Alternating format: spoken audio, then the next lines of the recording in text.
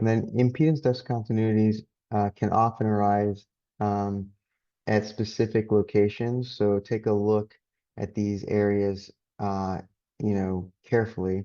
So the interface between a trace and a component pad, transition between a trace and a via, trace and connector pin interfaces, junction between an RF component and an antenna feed line.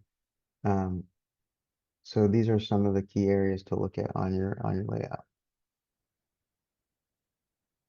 And to ensure consistent impedance and minimizing your reflections, here are some techniques that you can follow. So do your best to maintain uniform trace width throughout the RF signal path.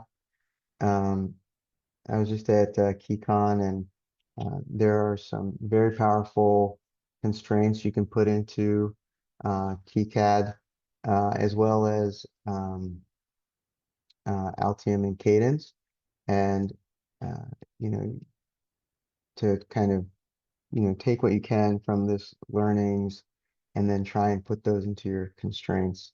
I think that would be a great thing. Keep your trace lengths, short between component pads and the connecting signal lines. Avoid necking down traces excessively.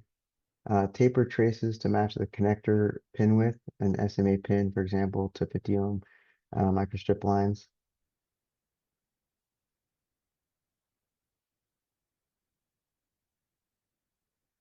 Add LC matching networks for impedance tuning. At the antenna feed, use quarter wave transformers for impedance transformation between stages.